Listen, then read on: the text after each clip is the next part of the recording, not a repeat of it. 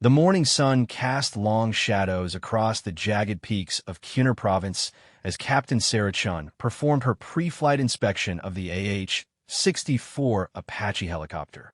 The metal was still cool to the touch, but within hours, it would be scorching hot from both the Afghan sun and the heat generated by the twin turboshaft engines. She ran her gloved hand along the aircraft's armored fuselage, checking for any signs of damage from the previous day's mission. Sarah had been in Afghanistan for 8 months now, and every day brought new challenges. The insurgents in this region had become increasingly sophisticated in their tactics, and intelligence reports suggested they were planning something big.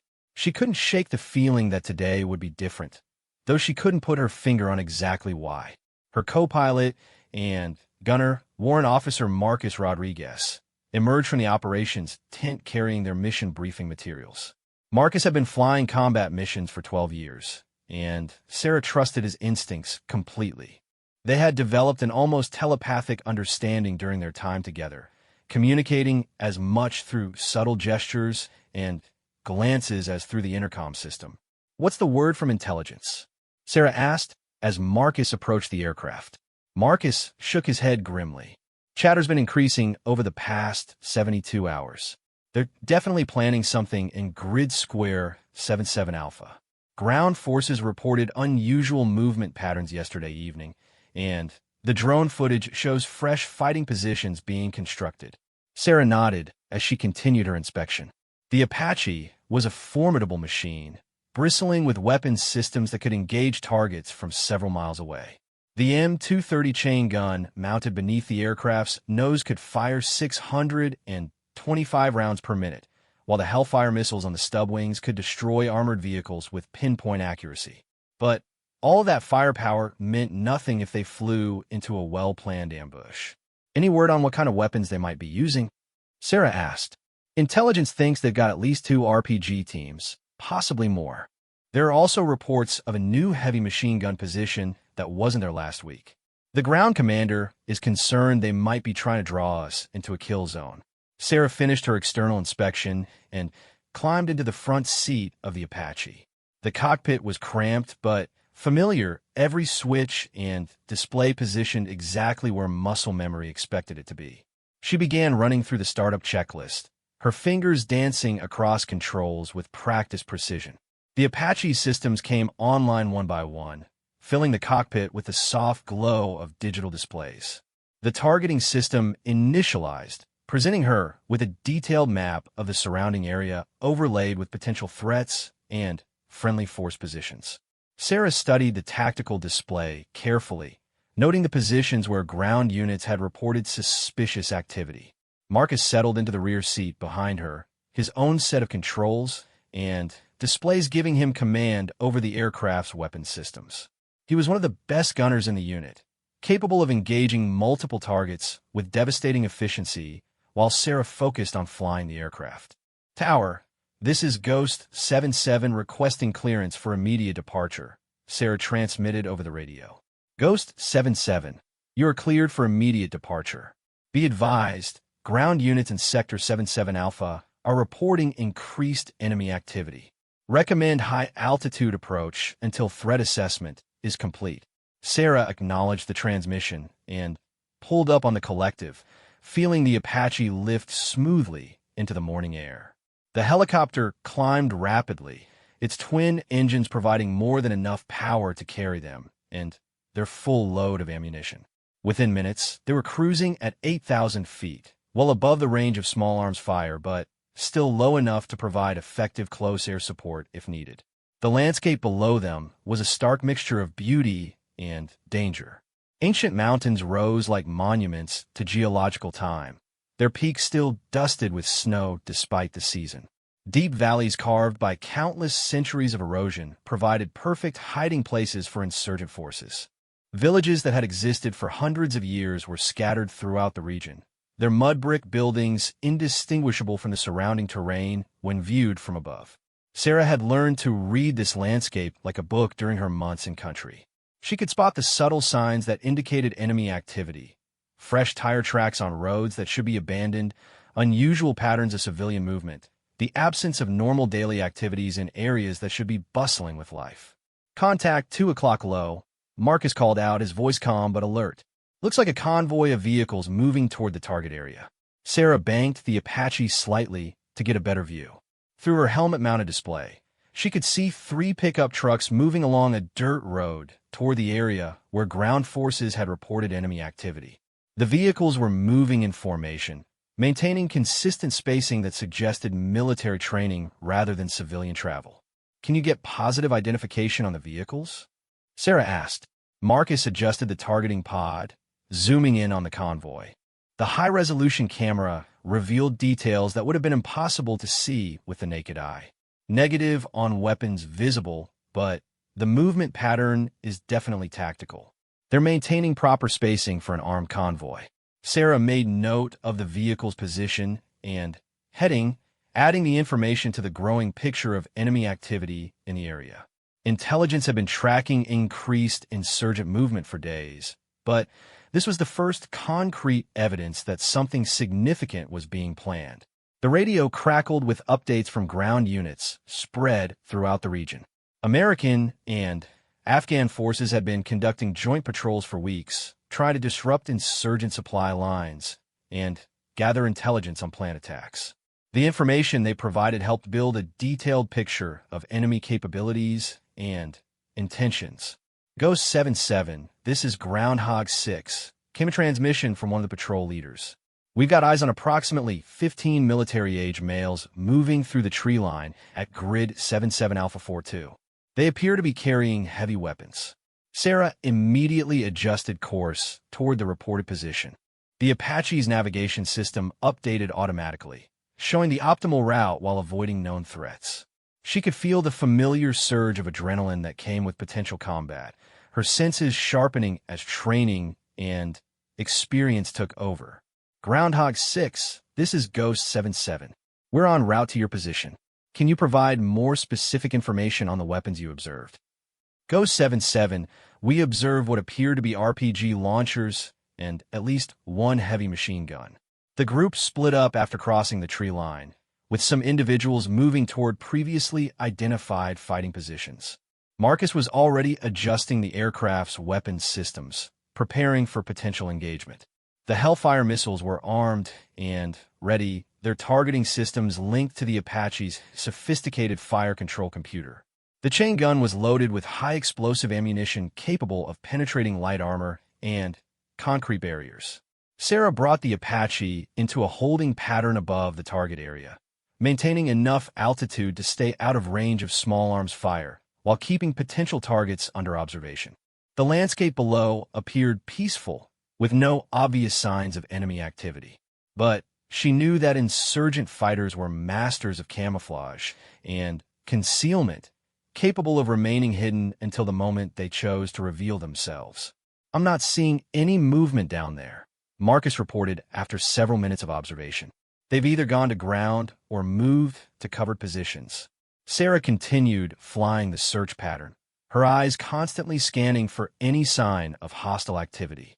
The Apache's advanced sensor suite provided multiple ways to detect enemy forces, from infrared imaging that could spot body heat to radar systems capable of detecting metallic weapons. But human eyes and experience were still the most reliable tools for identifying threats in this complex environment. The radio came alive with another transmission from ground forces. All units, this is Overwatch. We're seeing significant electronic intelligence activity in your area. Enemy forces appear to be monitoring our communications and adjusting their positions accordingly. Sarah felt a chill run down her spine.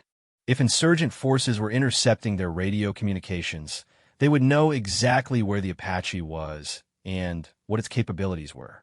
More importantly, they would be able to coordinate their defensive positions to maximum advantage.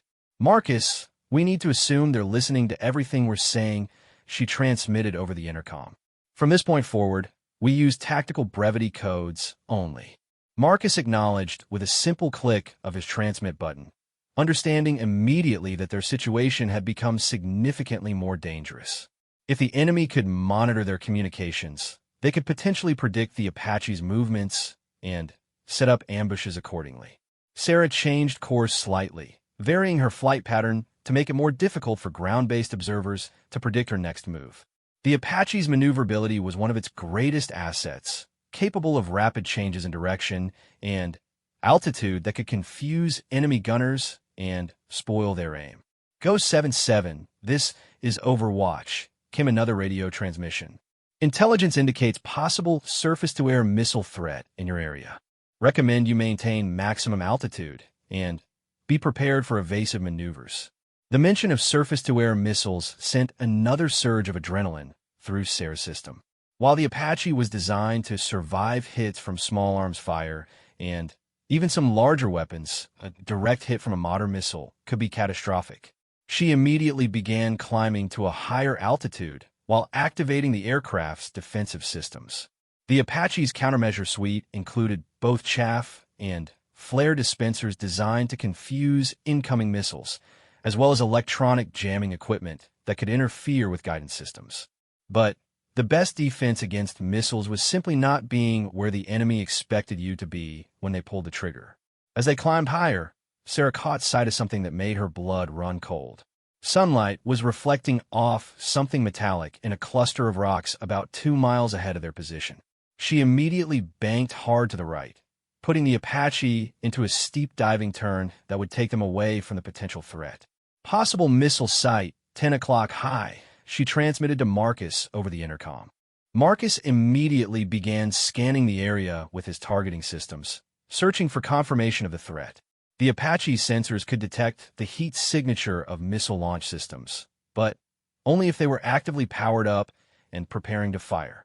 "I'm not getting any radar warnings," Marcus reported, "but that doesn't mean they're not there. Could be a passive system waiting for us to get closer." Sarah continued her evasive maneuvers, using the terrain to mask their approach while keeping potential threats under observation. The mountains provided excellent cover for both friendly and enemy forces, creating a three-dimensional battlefield where threats could appear from any direction. The radio crackled with another update from ground forces. "All air units, we've lost contact with Patrol 77 Bravo. Last known position was Grid 77 Alpha 68. Possible enemy contact." Sarah immediately turned toward the reported position of the missing patrol. If American forces were in trouble, the Apache's job was to provide immediate support regardless of the threats in the area. She pushed the aircraft to maximum speed, the twin engines screaming as they climbed to full power. The landscape blurred past below them as they raced toward the last known position of the missing patrol. Sarah could see dust clouds in the distance that might indicate vehicle movement, but from this altitude, it was impossible to determine whether they represented friendly or enemy forces. As they approached the area, Marcus began coordinating with other aircraft in the region. "Reaper 2-1, this is Ghost 77. Do you have eyes on Patrol 77 Bravo?" "Ghost 77, negative contact with 77 Bravo. We observed muzzle flashes in their last known area approximately 10 minutes ago, but no movement since then." The news was not encouraging. Muzzle flashes indicated that someone had been shooting, but the silence that followed could mean that the engagement was over, one way or another. Sarah felt the familiar knot in her stomach that came with the possibility that fellow soldiers might be wounded or worse. "We're going in for a closer look," Sarah transmitted to the command center. "Be prepared to coordinate medical evacuation if necessary." She brought the Apache down to a lower altitude, accepting the increased risk in order to get better visibility of the situation on the ground. If American soldiers needed help, that was more important than her own safety. It was a calculation that every military pilot understood and accepted as part of the job. As they descended through 5,000 feet, Sarah caught sight of something that made her heart race. There were vehicles positioned in what appeared to be defensive positions around a small cluster of buildings, and she could see the distinctive shape of American military equipment among them. "I've got eyes on what might be our missing patrol," she transmitted to Marcus. "They appear to be in defensive positions, but I can't tell if they're under active fire." Marcus was already preparing the Apache's weapons systems for potential engagement. If the patrol was pinned down by enemy fire, they would need immediate suppression of enemy positions before any rescue could be attempted. The radio crackled with a transmission that changed everything. Ghost 77. This is 77 Bravo Actual. We are secure at this time, but we observe significant enemy movement in the valley below our position. Estimate 20 to 30 enemy fighters with heavy weapons moving toward grid 77 Alpha. Sarah felt relief wash over her at the news that the patrol was safe, but the intelligence about enemy movement was deeply concerning. 20 to 30 fighters with heavy weapons represented a significant threat to both ground forces and aircraft in the area. 77 Bravo, can you provide more specific information about enemy weapons and positions? Sarah transmitted.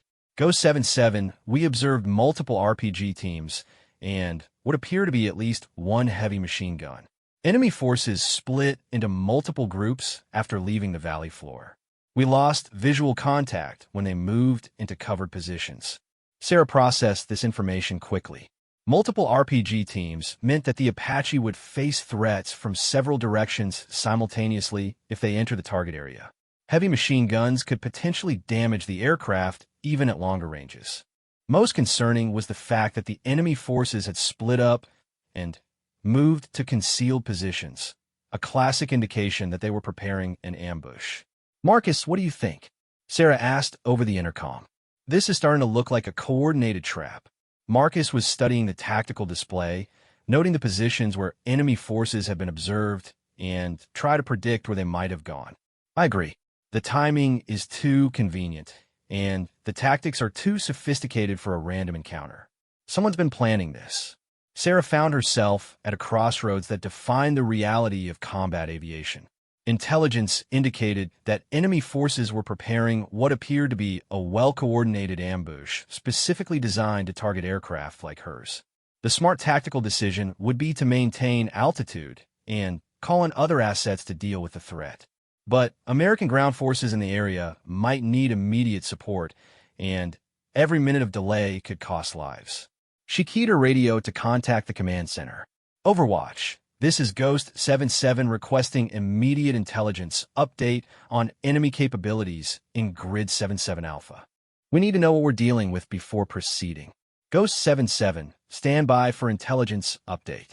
As they waited for the response, Sarah continued flying holding patterns above the suspected ambush site.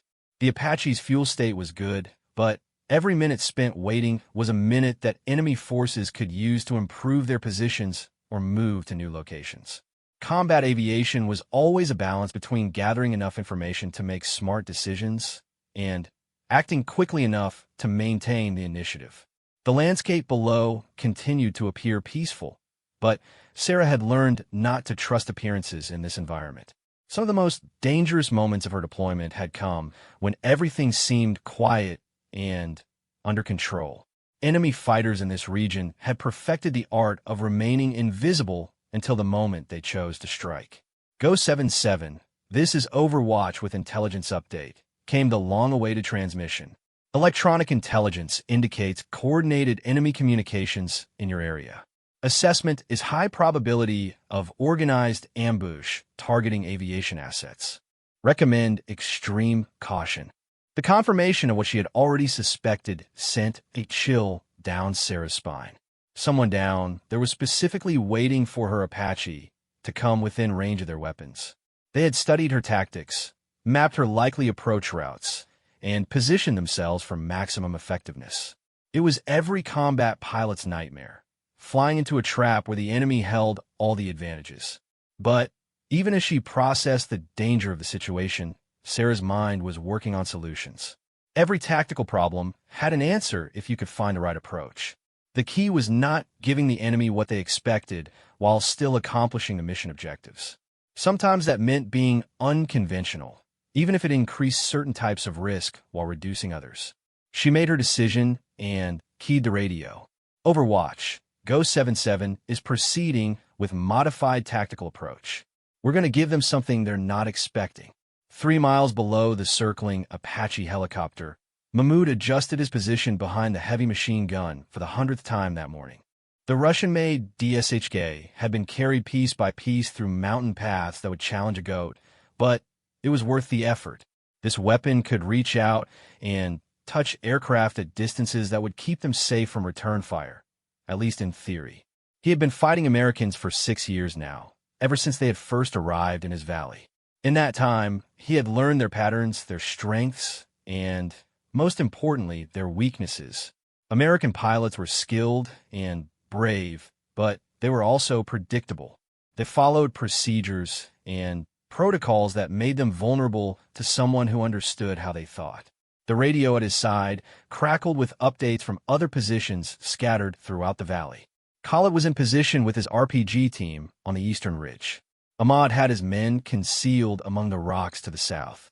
Yusuf was covering the northern approach with another machine gun team. Every likely avenue of approach was covered with overlapping fields of fire that would turn the valley into a killing ground for any aircraft foolish enough to enter. The helicopter is still circling at high altitude, came a whispered transmission from one of the observation posts. The pilot appears to be waiting for something. Mahmoud smiled grimly.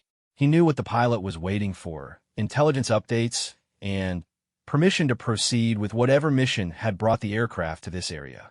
American commanders never let their pilots operate without detailed briefings and careful coordination. It was a weakness that could be exploited by patient fighters who understood how to wait for the right moment. His own intelligence network was far more sophisticated than the Americans realized. Former government soldiers who had switched sides provided information about military procedures and tactics. Villagers who appeared to cooperate with coalition forces actually observed and reported on their activities. Even some of the interpreters and contractors who worked on American bases could be convinced to share useful information for the right price. More importantly, they had acquired equipment that allowed them to monitor American radio communications. The Americans changed their codes regularly, but they couldn't change their voices or their patterns of speech. After months of listening, Mahmoud had learned to recognize individual pilots and predict their likely actions based on their personalities and habits. This particular pilot had been operating in the region for several months, and Mahmoud had studied his patterns carefully. The American was cautious but aggressive, preferring to attack from unexpected directions rather than following standard approach routes. He was also protective of ground forces, willing to take risks to provide support for soldiers in contact with enemy forces. Today's trap had been designed specifically with those characteristics in mind. The false emergency call that had drawn the helicopter to this area would trigger the pilot's protective instincts. The apparent threat to ground forces would force him to choose between his own safety and his mission to support fellow soldiers. And when he made that choice, as Mahmoud was certain he would, the valley would become his grave. All positions, this is control, Mahmoud transmitted to his scattered teams. Maintain discipline. Do not reveal yourselves until the aircraft enters the kill zone. Remember, we only get one chance at this. The responses came back quickly, confirming that everyone was in position and ready. These were not inexperienced fighters. Most had been fighting for years, and several were veterans of conflicts that predated the American invasion. They understood patience, discipline, and the importance of waiting for the perfect moment to strike. The heavy machine gun beneath Mahmoud's hands was a veteran of many battles. Built in the Soviet Union during the Cold War, it had originally been shipped to support communist forces in Africa before finding its way through various conflicts to this remote valley. The weapon was old but reliable, capable of firing rounds that could penetrate the armor of light vehicles and damage aircraft systems even if they didn't achieve an immediate kill. Positioned alongside the machine gun were 3 RPG, 7 launchers loaded with anti-armor warheads. While these weapons had been designed to destroy tanks, they were equally effective against helicopters if the gunner could achieve a direct hit. The key was patience and proper positioning, waiting until the target was close enough that missing became almost impossible. Mahmoud's radio crackled with another update from the observation posts. The helicopter pilot is talking to ground forces in Sector 7. They're discussing threat levels and mission parameters. This information confirmed what Mahmoud had already suspected. The Americans were taking the threat seriously, but had not yet identified the specific nature of the trap being prepared for them. Their intelligence was good enough to know that something was wrong, but not detailed enough to reveal the full scope of the ambush. He allowed himself a moment of satisfaction. Planning this operation had taken weeks of careful preparation. Every aspect had been considered, from the timing of the false intelligence that would draw the helicopter to this location to the positioning of weapons that would ensure maximum effectiveness. Nothing had been left to chance. The sound of the helicopter's rotors was becoming more distinct, indicating that the aircraft was descending from its high-altitude holding pattern. Mahmoud felt his pulse quicken with anticipation. After months of planning and positioning, the moment was finally approaching when they would strike a significant blow against the American forces. All stations, the target is descending, came another transmission from the observers. Estimated altitude, 4,000 feet, and decreasing. Bearing 270 degrees. Speed approximately 100 kilometers per hour. Mahmoud adjusted his grip on the machine gun and checked his sight alignment once more. The weapon was already trained on the most likely approach route, positioned to deliver a devastating burst of fire that would cripple the helicopter's engines or flight controls. Even if the first burst didn't achieve a kill, it would force the aircraft down where other weapons could finish the job. His thoughts turned briefly to his family, who had fled to Pakistan when the fighting in their village became too intense. The money from successful operations like this one helped support them while they waited for the war to end. More importantly, each American aircraft destroyed brought them closer to the day when foreign forces would finally leave their homeland. The radio crackled again with an update that made Mahmoud frown. Control, this is observation post 3. The helicopter has changed course. It is no longer approaching along the predicted route. This was unexpected, but not necessarily problematic. American pilots often varied their approach routes to avoid becoming predictable. The ambush positions have been selected to cover multiple possible approaches, and switching from one route to another shouldn't significantly impact their chances of success. What is the new bearing and altitude? Mahmoud transmitted back. Bearing 090 degrees, altitude approximately 3,000 feet. The pilot appears to be making a wide circle around the valley instead of entering directly. Mahmoud considered this information carefully.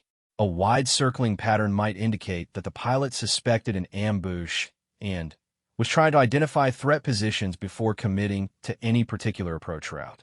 It could also mean that he was waiting for additional aircraft or ground forces before entering the area. Either way, patience remained the key to success. The Americans would eventually have to enter the valley if they wanted to investigate the reported enemy activity or provide support to the ground forces supposedly in contact. When they did, the ambush would be waiting. All positions maintain concealment. Mahmoud transmitted. Do not move or adjust positions. The pilot may be using optical sensors to detect our locations. Modern military helicopters carried sophisticated sensor packages that could detect heat signatures, movement, and even the metallic signatures of weapons. The only defense was complete stillness and careful positioning that took advantage of natural camouflage. His fighters had practiced these techniques for years, learning to remain invisible even when aircraft passed directly overhead. The sound of the helicopter's rotors was growing louder, indicating that the aircraft was moving closer despite its circling pattern. Mahmoud could occasionally catch glimpses of it through the rocks that concealed his position, a dark silhouette against the blue sky that represented both opportunity and danger. His radio earpiece carried a new transmission that made his blood run cold. Control, observation post 1 reports multiple aircraft approaching from the east. Estimate 2 additional helicopters and possibly fixed-wing aircraft. The arrival of additional aircraft was the one scenario that Mahmoud had hoped to avoid. His ambush was designed to destroy a single helicopter, not engage multiple targets simultaneously. Additional aircraft would complicate the tactical situation enormously and reduce his chances of achieving a clean success. Can you provide more specific information about the additional aircraft? He transmitted back. Confirmed 2 additional helicopters appears to be attack configuration. Also seeing what might be close air support aircraft at high altitude. Unable to determine exact aircraft types from this distance. Mahmoud's mind raced as he considered his options. The arrival of additional aircraft suggested that the Americans had identified the ambush and were preparing to counter it with overwhelming force. This was a common American tactic. When faced with a threat, they responded with multiple platforms that could engage from different directions simultaneously. He could order his teams to withdraw immediately, preserving his forces for another opportunity. The radio crackled with transmissions from his various teams, confirming their readiness to engage. Khalid reported that his RPG team had a clear shot at the primary target. Ahmad confirmed that his machine gun position could provide supporting fire. Yusuf indicated that he was ready to engage any additional aircraft that entered the valley. Mahmoud allowed himself one final moment to appreciate the tactical situation. Despite the unexpected arrival of additional American aircraft, his ambush was still perfectly positioned to destroy at least one enemy helicopter. The weeks of planning and preparation were about to pay off in spectacular fashion. The helicopter was now close enough that he could see details of its configuration. It was definitely an Apache attack helicopter, bristling with weapons that made it one of the most dangerous aircraft in the American arsenal. But all that firepower was useless if the crew didn't know where the threat was coming from until it was too late to react. His finger tightened on the trigger as the helicopter continued its approach. The timing had to be perfect, too early, and the pilot might have time to take evasive action. Too late, and the aircraft might pass beyond the optimal engagement range.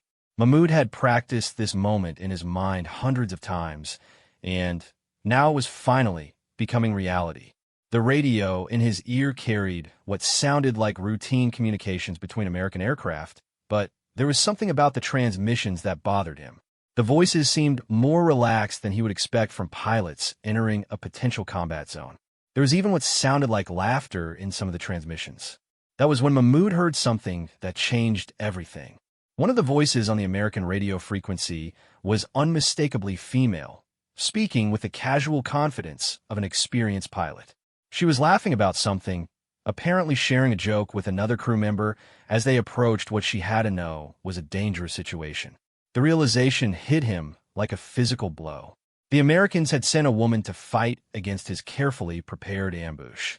In all his years of conflict, he had never encountered a female combat pilot. His intelligence networks had never reported such a thing. The cultural shock of this discovery was almost overwhelming. For a critical moment, Mahmoud hesitated.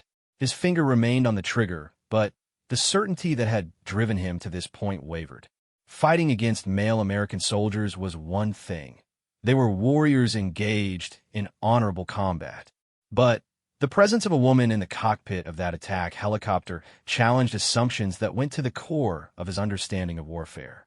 That moment of hesitation would prove to be the beginning of the end for his carefully planned ambush.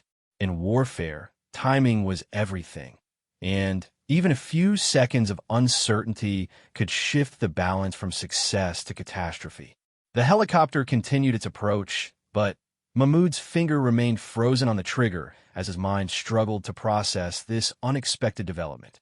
The woman's voice continued to crackle through his radio intercept equipment, calm and professional as she coordinated with other aircraft in the area. She was obviously experienced and confident, handling her aircraft with the skill of a veteran combat pilot. The contradiction between his expectations and the reality of the situation created a moment of cognitive dissonance that paralyzed his decision-making process. His radio crackled with urgent transmissions from his team leaders. Control, the target is approaching optimal range.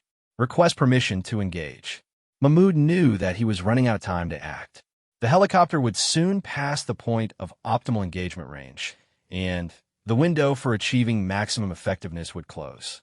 But he still found himself unable to give the order that would begin the destruction he had spent months planning. The female pilot's voice came through his intercept equipment again, and this time there was something different about the transmission. The casual tone was gone, replaced by the sharp focus of a combat professional who had detected something wrong with the tactical situation. Her next words would seal the fate of everyone in the valley. "Marcus, I'm seeing reflections from metallic objects in multiple positions around the valley. This is definitely an ambush. All stations, we have positive identification of hostile intent." The game was up. Somehow, The female pilot had detected his carefully concealed positions despite all the precautions his teams had taken. The advantage of surprise was lost, and, with it, any realistic chance of achieving the devastating success he had envisioned. But, even as he realized that the ambush had been compromised, Mahmud's warrior instincts finally overcame his cultural shock. The enemy had detected his positions, which meant they would soon begin attacking them. His only choice now was to fight back with everything he had, regardless of who was flying that helicopter. "All teams, engage now," he shouted into his radio as his finger finally squeezed the trigger of the heavy machine gun. The weapon roared to life, sending a stream of heavy-caliber rounds toward the approaching helicopter. The carefully planned ambush had become a desperate firefight, but it was still better than allowing the enemy to destroy his positions without a fight. The valley erupted in gunfire as his various teams opened fire simultaneously. RPGs streaked through the air, trailing smoke and flame. Machine guns chattered from multiple positions, creating overlapping fields of fire that should have been impossible for any aircraft to survive. But, even as he fired, Mahmud couldn't shake the image of that female voice laughing confidently just moments before detecting his ambush. Something about her tone suggested that she had known all along what she was flying into, and that knowledge filled him with a dread that had nothing to do with the incoming return fire that was already beginning to tear his carefully prepared positions apart. Sarah Chun felt the familiar surge of adrenaline as the first muzzle flashes erupted from concealed positions around the valley.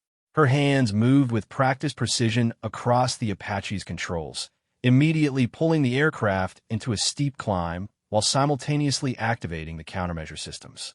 Chaff and flares scattered behind them like deadly confetti, designed to confuse any heat-seeking missiles that might be tracking their aircraft. "We've got multiple hostiles, all quadrants," Marcus reported from the gunner's seat behind her, his voice calm despite the life and death situation unfolding around them. "I count at least 6 muzzle flashes, including what looks like heavy machine gun fire from the northern ridge." The Apache shuddered as several rounds struck its armored fuselage, but the aircraft design had anticipated such attacks. The crew compartment was surrounded by layers of composite armor specifically engineered to withstand hits from small arms fire, and even some larger weapons. Still, Sarah knew that their survival depended on speed and aggression rather than passive protection. "Contact ground units. Let them know we're engaged," Sarah ordered while rolling the helicopter into an attack position. "I want everyone to know what we're dealing with down here." Marcus was already working the radio, while simultaneously preparing the aircraft's weapons systems for engagement. "All stations, this is Go 77. We are taking effective enemy fire from multiple positions in Grid 77 Alpha. Confirmed heavy weapons and possible RPG teams." The response from the command center came immediately. "Ghost 77, are you taking damage? Do you need immediate support?" "Negative on significant damage," Sarah transmitted while maneuvering the Apache through a series of violent turns designed to spoil enemy aim. "We are engaging multiple targets, and will provide our own assessment when tactical situation permits." Through her helmet-mounted display, Sarah could see the heat signatures of enemy fighters scattered throughout the valley below. The Apache's sophisticated sensor suite painted a detailed picture of the ambush that had been prepared for them, with weapon positions cleverly concealed among natural rock formations and artificial camouflage. "About a heavy machine gun position on the northern ridge," Marcus reported. "Range 2,000 meters. Elevation angle favorable for Hellfire engagement." Sarah immediately maneuvered the Apache to give Marcus the best possible shot, while keeping them outside the effective range of the enemy weapon. The Hellfire missile system was one of the aircraft's most devastating capabilities, capable of destroying armored targets at ranges that kept the helicopter safely away from return fire. "You're cleared hot on the northern position," Sarah confirmed. "Take the shot when you have positive identification." The Hellfire missile streaked away from the Apache with a trail of white smoke, its laser guidance system locked onto the heat signature of the enemy machine gun. Sarah watched through her targeting display as the missile tracked perfectly to its target, impacting the rocky position with an explosion that sent debris flying in all directions. "Direct hit on northern position," Marcus reported. "Target destroyed." But Even as they celebrated the successful engagement, more muzzle flashes erupted from other positions around the valley. The enemy had clearly prepared for the loss of individual positions and had distributed their forces to maintain effective fire even after taking casualties. An RPG streaked past the Apache's nose, its smoke trail marking how close they had come to catastrophic damage. Sarah immediately pulled the aircraft into a sharp diving turn that used the valley's natural terrain features to break the line of sight between their aircraft and the remaining enemy positions. RPG Team, Eastern Ridge, Marcus called out. I need 30 seconds to acquire the target. Sarah used every trick she had learned during months of combat flying to keep the Apache moving unpredictably while giving Marcus the stability he needed to engage targets effectively. It was a delicate balance between defensive maneuvering and offensive positioning that required split-second timing and perfect coordination between pilot and gunner. The Apache's 30mm chain gun opened fire with a distinctive buzzing sound, sending a stream of high-explosive rounds toward the suspected RPG position. The rounds detonated among the rocks with devastating effect, silencing another enemy position in a matter of seconds. Good effect on target, Marcus reported, but I'm still seeing movement in at least 3 more positions. These guys are well dug in and not giving up easily. Sarah's radio crackled with transmissions from other aircraft in the area. The additional Apache helicopters that had been spotted earlier were now approaching the valley, ready to provide support for the ongoing engagement. She felt a surge of relief knowing that help was on the way, but also determination to finish this fight with her own aircraft. Ghost 78 and 79, this is 77, she transmitted to the approaching helicopters. We have multiple enemy positions scattered throughout the valley. Recommend coordinated attack from multiple vectors to prevent enemy escape. Roger 77, came the response from the lead aircraft. We're 2 minutes out. Can you mark priority targets for us? Marcus was already working the targeting system, designating the remaining enemy positions with laser markers that would guide the incoming aircraft to the most dangerous threats. The coordination between multiple attack helicopters was something they had practiced extensively, but this was the first time they had used it in actual combat.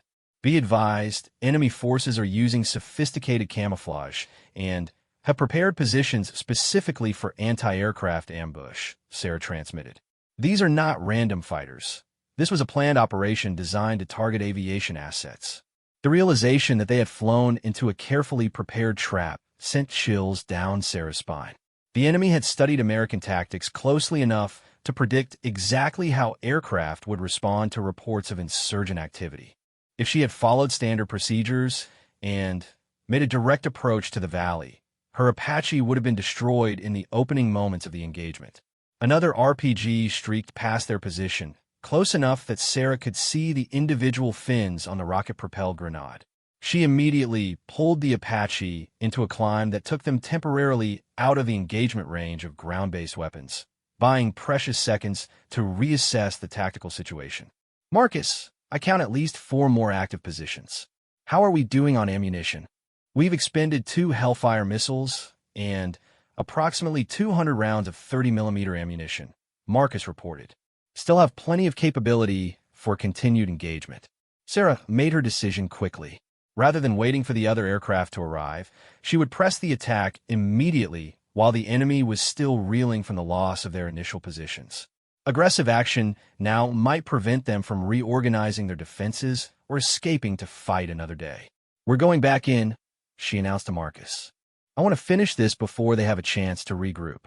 She rolled the Apache into a steep diving attack that brought them screaming down toward the valley floor at maximum speed. This was one of the most dangerous maneuvers in combat aviation, deliberately flying into the effective range of enemy weapons in order to engage them at close quarters where accuracy and firepower would be maximized. Enemy gunfire erupted from multiple positions as the Apache entered their engagement range, but Sarah's violent maneuvering made them a difficult target to track. She rolled and jinked through the air like a deadly ballet, presenting enemy gunners with constantly changing angles and speeds that made accurate fire nearly impossible. Marcus opened fire with the chain gun at virtually point-blank range, walking his rounds across suspected enemy positions with devastating effect. At this distance, the high explosive ammunition was incredibly destructive, capable of penetrating rock formations and destroying equipment that would have been safe from longer-range fire. Multiple secondary explosions, Marcus reported with satisfaction. Looks like we hit some kind of ammunition storage area. The exploding ammunition created a chain reaction that revealed the true scope of the enemy preparation. Sarah could see weapons and equipment scattered among the rocks that indicated this position had been prepared for extended operations. This wasn't just an ambush. It was a significant enemy stronghold that threatened all coalition operations in the region. Go 7-7, this is Overwatch, came a transmission from the command center. We're seeing significant explosive activity in your area. Are you responsible for those detonations? Affirmative, Overwatch, Sarah responded while continuing to maneuver through enemy fire. We've uncovered what appears to be a major enemy weapons cache. This is much bigger than the initial intelligence indicated. The discovery of the weapons cache explained why the ambush had been so sophisticated and well-coordinated. The enemy had been using this location as a major supply depot and training facility, which meant that the fighters they were engaging were likely experienced veterans rather than inexperienced recruits. Sarah's radio crackled with another transmission that made her smile grimly. Ghost 7-7, this is 7-8. We have you in sight and are ready to provide support. What do you want us? 7-8, recommend you take the western positions while we continue working the eastern side, Sarah responded. Be advised, these targets are well camouflaged and heavily armed.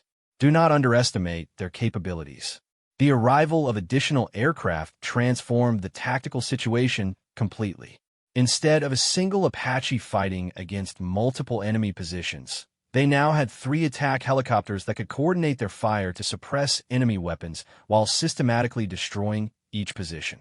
7-9, I want you to provide overwatch from altitude, Sarah continued. Keep an eye out for any enemy forces trying to escape the valley.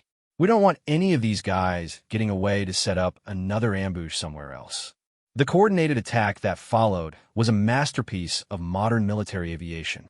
3 Apache helicopters working in perfect coordination systematically dismantled the enemy ambush site with precision fire that left no room for escape or counterattack. Hellfire missiles destroyed the larger positions while chain gun fire suppressed any movement between them. Within minutes, the valley that had been prepared as a death trap for American aircraft became a graveyard for the insurgent forces who had planned to use it.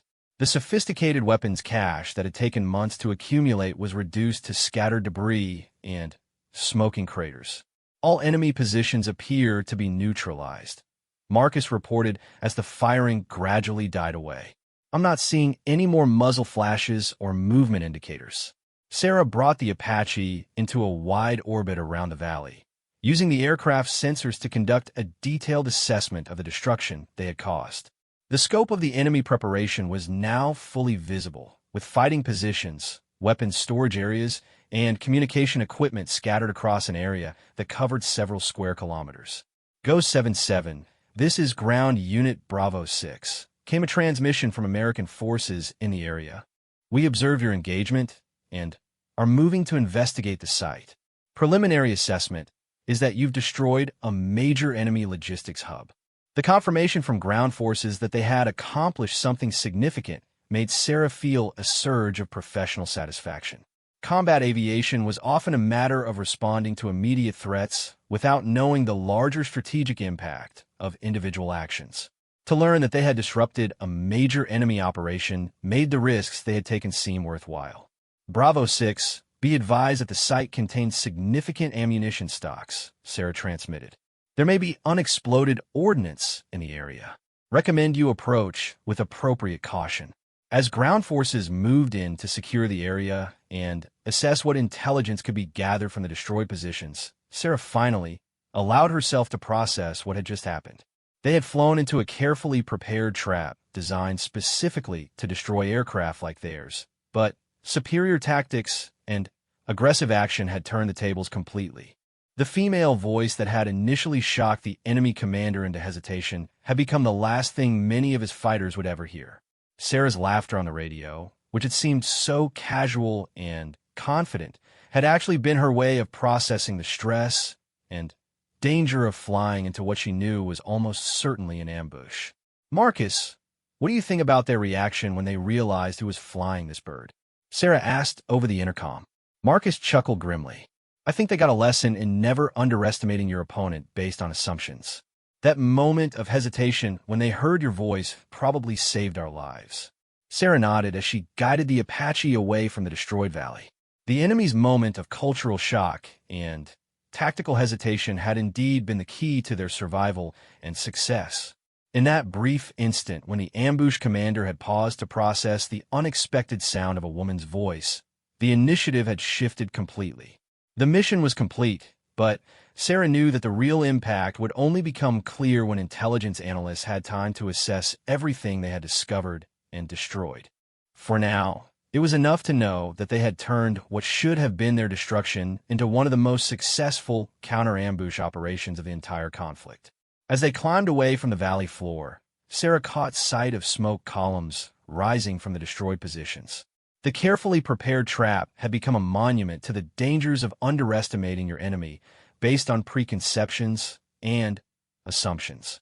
Sometimes, the most dangerous opponents were the ones who challenged your expectations about who could be a warrior. 2 hours after the engagement, Sarah Chan sat in the debriefing room at Forward Operating Base Shank, still feeling the residual adrenaline from the morning's combat. The air conditioning struggled against the Afghan heat, and the fluorescent lights cast harsh shadows across the maps, and photographs spread across the metal table. Intelligence officers were already beginning to piece together the significance of what they had discovered and destroyed in the valley. Major David Reynolds, the squadron intelligence officer, entered the room carrying a thick folder of preliminary reports and reconnaissance photographs. His expression was serious as he took a seat across from Sarah and Marcus, spreading the documents across the table between them. "Captain Chun, what you stumbled into today was significantly more than a random ambush," Major Reynolds began, pointing to aerial photographs that showed the valley before and after their engagement. This site had been under development for at least 6 months, possibly longer. Sarah studied the photographs with professional interest. The before images showed what appeared to be natural terrain with only subtle indications of human activity. The after images revealed the true scope of the installation they had destroyed: weapons positions, storage bunkers, communication equipment, and prepared fighting positions that covered several acres. "How did our previous reconnaissance miss something this extensive?" Marcus asked, leaning forward to examine the photographic evidence more closely. "That's the concerning part," Major Reynolds replied. "They used sophisticated camouflage techniques that made the site virtually invisible from the air. The only reason you detected it today was because they were actively manning the positions when you approached. Under normal circumstances, this installation would have remained undetected until they chose to use it." The implications were disturbing. If enemy forces could construct installations of this size and complexity without detection, there might be other similar sites throughout the region. The intelligence networks and construction capabilities required for such an operation suggested a level of organization and planning that exceeded previous assessments of enemy capabilities. "What about the electronic intelligence intercepts?" Sarah asked. "They were monitoring our communications and coordinating their response in real time." Major Reynolds nodded grimly. "That's another piece of the puzzle. We recovered communications equipment that's more sophisticated than anything we've seen in this region before. Someone provided them with technology and training that allowed them to monitor our frequencies and coordinate complex operations. The recovered equipment included digital radios, encryption devices, and surveillance systems that indicated external support from sources with access to modern military technology. This was not the work of local insurgents using improvised weapons and captured equipment. It represented a significant investment in capabilities designed specifically to counter American aviation assets. "The most interesting discovery was this," Major Reynolds continued, pulling out a photograph of documents recovered from the site. "These are detailed profiles of American aircraft operating in this region, including specific information about flight patterns, typical response times, and individual pilot characteristics. Sarah felt a chill as she recognized what the intelligence officer was describing. The enemy had been conducting detailed surveillance of coalition aviation operations, building comprehensive databases that would allow them to predict and counter specific tactics. They had studied not just aircraft capabilities, but individual pilot behaviors and preferences. "Do you mean they had personal information about specific pilots?" she asked. "Exactly. We found files with photographs, assessment of tactical preferences, even recordings of radio communications from previous missions.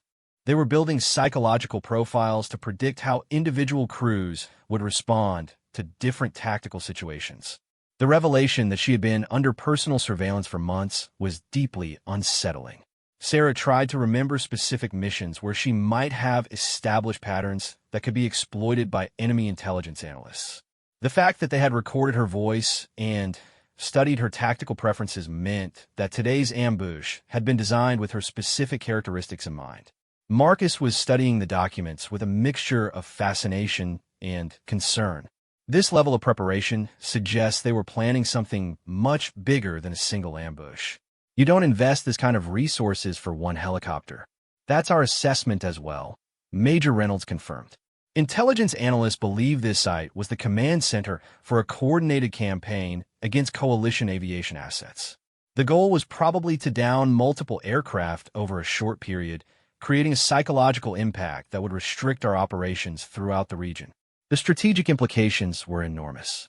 Coalition forces relied heavily on aviation for both transportation and close air support. A successful campaign against helicopters and fixed-wing aircraft would have forced significant changes in operational procedures and potentially allowed enemy forces to operate more freely in areas they currently avoided. "What made them choose today for the operation?" Sarah asked. "Was there something specific that triggered their decision to spring the trap?" "We're still analyzing that, but preliminary intelligence suggests they may have been planning to wait longer," Major Reynolds replied. "Something forced them to act before their preparations were complete, which may explain why the ambush wasn't as effective as they intended." Sarah considered this information carefully. If the enemy had been forced to act prematurely, it might indicate that other coalition operations were having success in disrupting their planning. Alternatively, it could mean that they had received intelligence about impending coalition activities that threatened their installation. "There's one more thing," Major Reynolds continued, pulling out a different set of documents. "We found detailed plans for follow-up operations that would have been conducted after successful aircraft intercepts. They were planning to use downed aircraft and captured crew members as propaganda tools in a broader information warfare campaign." The coldness in the intelligence officer's voice conveyed the implications clearly. The enemy hadn't just been planning to destroy coalition aircraft. They had been preparing to exploit any success for maximum psychological impact. Captured aircrew would have been used in propaganda videos designed to damage coalition morale and recruit additional fighters. Sarah felt a moment of retroactive fear as she realized how close they had come to providing the enemy with exactly the kind of success they had been planning. If the ambush commander hadn't hesitated when he heard her voice, if she hadn't detected the metallic reflections that revealed enemy positions, the outcome could have been catastrophically different. "How many personnel were involved in the operation?" Marcus asked. "Ground forces are still conducting battle damage assessment, but preliminary counts suggest at least 25 enemy fighters were involved in the ambush. Most were experienced veterans with previous combat experience against coalition forces. The number of enemy casualties represented a significant loss for insurgent forces in the region. These weren't replaceable foot soldiers. They were trained fighters with specialized skills and experience that took years to develop. Their loss would create a capability gap that would take considerable time and resources to fill." "There's something else you need to know," Major Reynolds said, his expression becoming even more serious. "Signals intelligence indicates that enemy forces throughout the region were monitoring today's engagement. The failure of this operation is being seen as a major defeat that will impact their future planning." Sarah felt a mixture of satisfaction and concern at this news. While it was gratifying to know that their success had disrupted enemy operations, it also meant that she and her crew had become high-value targets for retaliation. Enemy forces would likely make special efforts to target them in future operations. What does this mean for our operational security going forward? She asked. We're implementing immediate changes to communication protocols and flight patterns, Major Reynolds replied. Individual pilot profiles are being modified to make it more difficult for enemy intelligence to predict our responses. We're also increasing coordination with other coalition partners to share intelligence about similar threats. The changes would make their operations more complex and unpredictable, but they were necessary responses to the sophisticated intelligence gathering capabilities they had discovered. Coalition forces would need to continuously evolve their tactics to stay ahead of enemy analysis and planning. A knock on the door interrupted the briefing. Colonel Patricia Martinez, the base commander, entered the room with additional intelligence officers and senior NCOs. Her presence indicated that the implications of the morning's engagement had reached the highest levels of command. Captain Shun, I wanted to personally congratulate you and Warrant Officer Rodriguez on outstanding performance under extremely dangerous circumstances, Colonel Martinez began. The intelligence we've gathered from today's operation will impact our entire approach to aviation security in this region. The formal recognition felt good, but Sarah was more interested in understanding the broader implications of what they had discovered. Ma'am, what's the assessment of similar threats throughout the theater? Are we looking at a coordinated campaign against coalition aviation? That's exactly what we're trying to determine, Colonel Martinez replied. Intelligence analysts are conducting detailed assessments of other installations that might have similar characteristics. We're also coordinating with special operations forces to identify and neutralize any similar sites before they can be used against our aircraft. The scope of the response indicated that senior commanders were taking the threat very seriously. Sarah realized that their engagement had revealed an entire dimension of enemy capabilities that hadn't been fully understood before today. The implications would influence operational planning for months or even years to come. There's one aspect of today's engagement that I want to address specifically, Colonel Martinez continued, looking directly at Sarah. Intelligence analysis suggests that your gender may have created a psychological impact that contributed to the failure of the enemy ambush. Sarah had been expecting this topic to come up. The moment when the enemy commander had hesitated upon hearing her voice had clearly been a crucial factor in their survival and success. But she wasn't entirely comfortable with the idea that her gender had been more important than her flying skills or tactical decisions. Ma'am, I believe the key factors were proper threat recognition and aggressive defensive maneuvering, Sarah replied diplomatically. While enemy hesitation may have contributed to our success, I don't want to overemphasize factors beyond our control. Colonel Martinez smiled appreciatively. That's exactly the response I expected from you, Captain. But the intelligence analysts want to study this incident because it reveals important information about enemy assumptions and potential vulnerabilities in their planning. The conversation was interrupted by the arrival of additional intelligence personnel carrying more recovered documents and equipment. The scope of the material being analyzed suggested that today's engagement had yielded one of the most significant intelligence hauls of recent months. We're going to be studying this operation for a long time, Major Reynolds observed. The combination of tactical success and intelligence gathering makes this a textbook example of how to turn an enemy ambush into a coalition victory. Sarah nodded, but her thoughts were already moving ahead to future missions.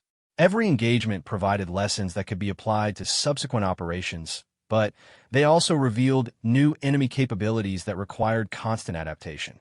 The cycle of action and counteraction that defined modern warfare meant that today's success would lead to new challenges tomorrow.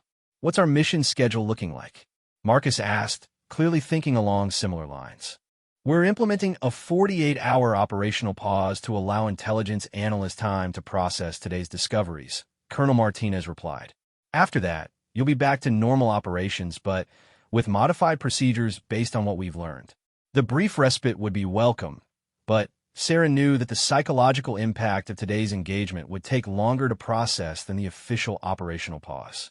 Flying into ambushes was an occupational hazard that every combat pilot accepted, but discovering the depth of enemy preparation and surveillance created new concerns about operational security and personal safety. As the formal debriefing concluded and the senior officers departed, Sarah found herself alone with Marcus for the first time since the engagement. The adrenaline had finally worn off completely, leaving behind the mixture of exhaustion and satisfaction that followed successful combat operations. "What do you think about all this intelligence they recovered?" Marcus asked as they gathered their flight gear. "I think we're dealing with a much more sophisticated enemy than anyone realized," Sarah replied honestly. "The level of preparation and surveillance capability they demonstrated today changes everything about how we'll need to approach future operations. The implications would extend far beyond their individual missions. If enemy forces throughout the region had access to similar intelligence gathering and analysis capabilities, coalition aviation would need to fundamentally change its operational patterns and procedures. The technological and tactical evolution of warfare never stopped, and today had provided a stark reminder of how quickly the tactical situation could change." 6 months later, Captain Sarah Chun stood before a packed auditorium at the Army Aviation Center of Excellence at Fort Rucker, Alabama. The audience consisted of combat pilots, intelligence officers, and senior military leaders who had come to hear her analysis of the engagement that had fundamentally changed coalition aviation tactics in Afghanistan. The lessons learned from that morning in Kunar Province had rippled through military organizations worldwide, influencing everything from pilot training to operational security procedures. The PowerPoint slide behind her showed aerial photographs of the destroyed ambush site, now overgrown with vegetation, but still visible as a series of bomb craters and abandoned positions. Intelligence analysts had continued studying the site and its implications long after the immediate tactical situation had been resolved, uncovering layers of enemy planning and preparation that revealed a sophisticated understanding of coalition capabilities and vulnerabilities. The key lesson from this engagement was not that we successfully defeated an enemy ambush, Sarah began, addressing the attentive audience. The real lesson was that we discovered how much our enemies had learned about us and how they were using that knowledge to develop increasingly sophisticated countermeasures to our air power advantages. She clicked to the next slide, which showed a timeline of enemy intelligence gathering activities that had preceded the ambush. The recovered documents had revealed months of careful surveillance and analysis that painted a detailed picture of coalition aviation operations in the region. Enemy forces had been studying not just aircraft capabilities and procedures, but individual pilot behaviors and decision-making patterns. What we found was that the enemy had developed comprehensive profiles of specific aircrew members, including detailed assessments of tactical preferences, risk tolerance, and likely responses to different combat scenarios, Sarah continued. This represents a level of intelligence sophistication that far exceeded our previous estimates of enemy capabilities.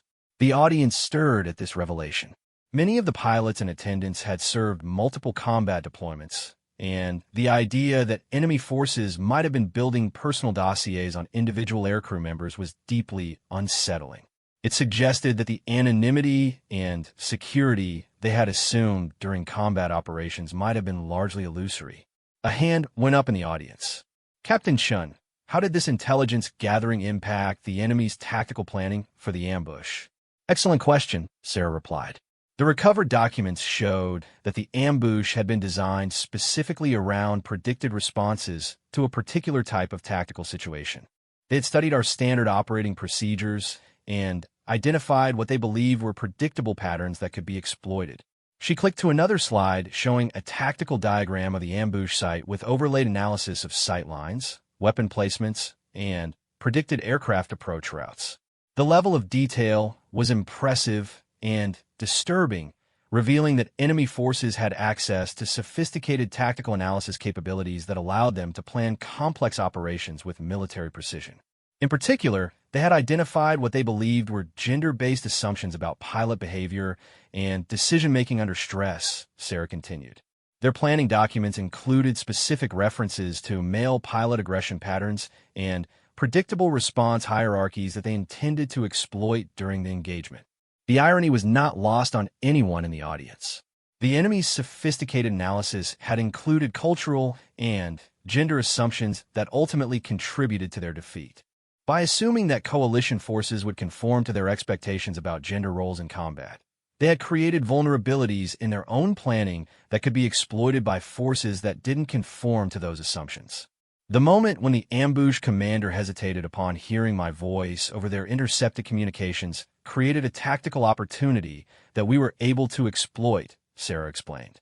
But, more importantly, it revealed that enemy tactical planning included cultural assumptions that could be turned into operational advantages for coalition forces. Lieutenant Colonel James Morrison, the audience commander, raised his hand. What specific changes have been implemented in response to these discoveries? Sarah clicked to a new slide showing modified tactical procedures and communication protocols that have been developed in response to the intelligence discoveries. We've implemented randomized flight patterns that make it much more difficult for enemy forces to predict aircraft movements. Communication procedures now include multiple levels of encryption and frequent code changes. Most importantly, we've developed new tactical approaches that specifically exploit cultural assumptions while maintaining operational effectiveness. The changes represented a fundamental shift in how coalition aviation approached operations in contested environments. Instead of relying primarily on technological superiority and firepower advantages, they were now actively using psychological and cultural factors as tactical weapons that could disrupt enemy planning and decision-making. We've also discovered that the enemy's intelligence gathering capabilities extended far beyond what was revealed at this particular site, Sarah continued.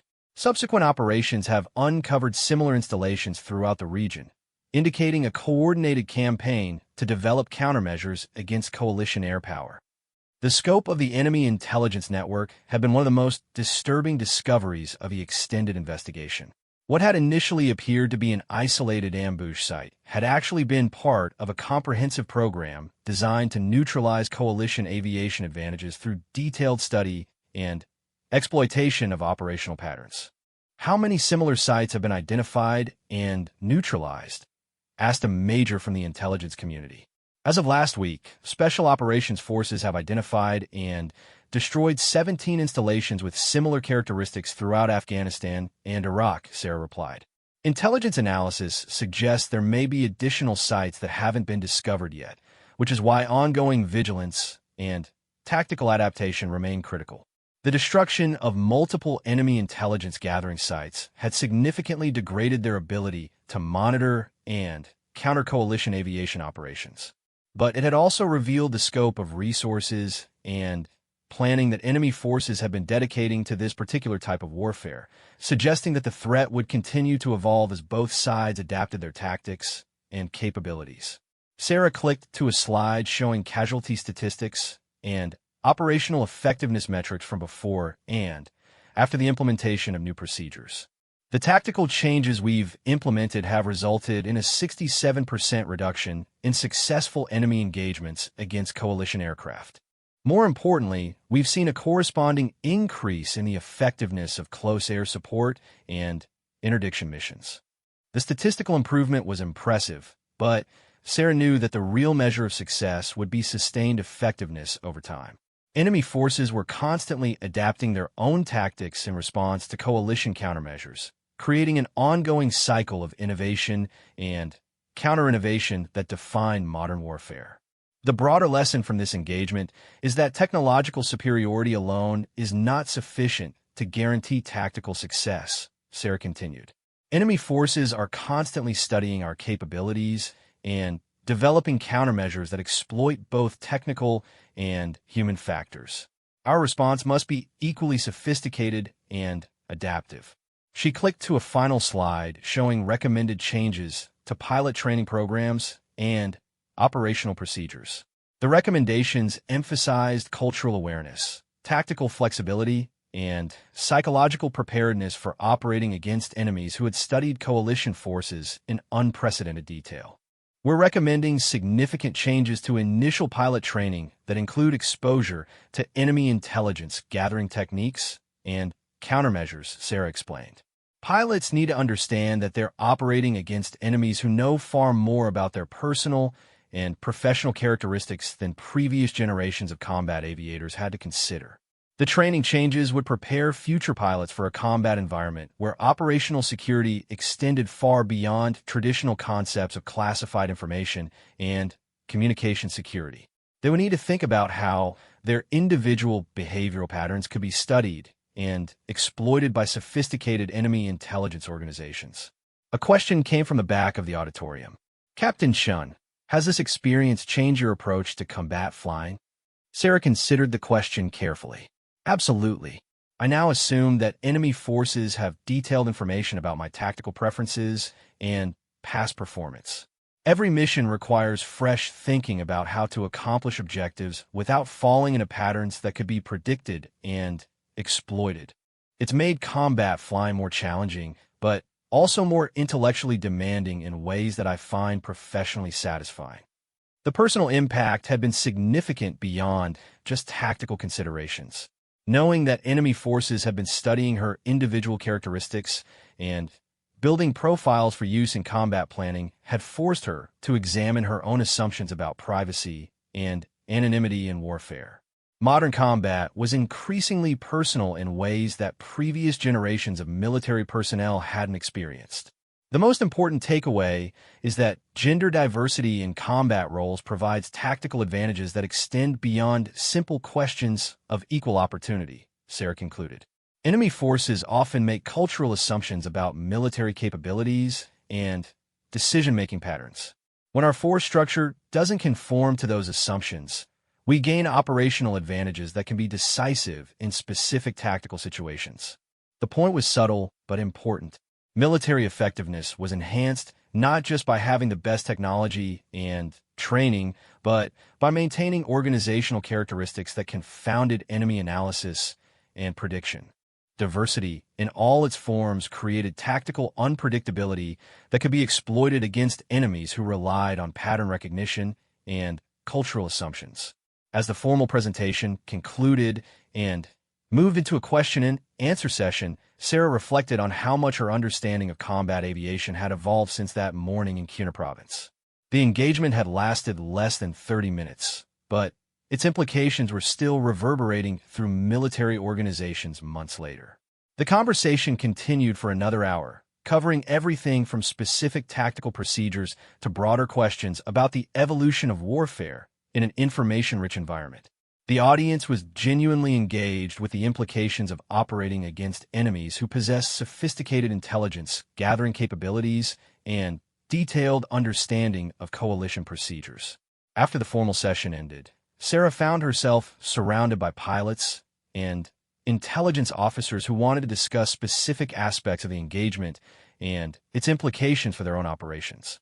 The level of professional interest was gratifying, but it also reinforced how significant the lessons had been for the broader military community. Colonel Patricia Martinez, who had flown in from Afghanistan specifically to attend the presentation, approached Sarah as the crowd began to disperse. Outstanding briefing, Captain. You've done an excellent job of distilling complex lessons into actionable recommendations. Thank you, ma'am. I hope it helps other crews avoid the kind of trap we flew into, Sarah replied. More than that, I think you've helped redefine how we think about the relationship between enemy intelligence capabilities and our operational security, Colonel Martinez observed. The implications extend far beyond aviation into virtually every aspect of military operations. The broader strategic implications were still being analyzed by intelligence organizations and policymakers throughout the defense establishment. The discovery that enemy forces possessed such sophisticated analysis capabilities had forced a fundamental reassessment of operational security procedures across all military services. 6 months after the engagement, Sarah was preparing for her next deployment to a different theater where similar lessons were being applied against different enemies with their own intelligence gathering capabilities. The tactical situation was constantly evolving, but the fundamental principles of adaptability, unpredictability, and cultural awareness would remain relevant regardless of the specific operational environment. As she gathered her materials and prepared to leave the auditorium, Sarah caught sight of her reflection in the darkened windows. The same face that had once shocked an enemy commander into fatal hesitation was now helping to train the next generation of combat pilots to operate effectively against increasingly sophisticated threats. The voice that had once carried laughter into a deadly ambush was now carrying lessons that would save lives and accomplish missions throughout the military. Sometimes the most powerful weapons were the ones that enemies never saw coming, especially when those weapons challenged their most basic assumptions about who could be a warrior and how modern warfare actually worked. The ripple effects of that morning in Afghanistan would continue spreading through military organizations for years to come, creating new capabilities and advantages that emerged not from technology or firepower, but from the simple reality that diversity itself had become a tactical asset in an increasingly complex and unpredictable battlefield environment. As Sarah walked out into the Alabama sunshine, she smiled at the thought that somewhere in the world, enemy forces were still trying to understand exactly what had gone wrong with their carefully planned ambush. The answer was both simpler and more complex than they could imagine. Sometimes the most devastating defeats came not from superior firepower, but from laughing at exactly the wrong moment while being exactly the right person in exactly the right place to turn expectations into advantages and assumptions into weaknesses.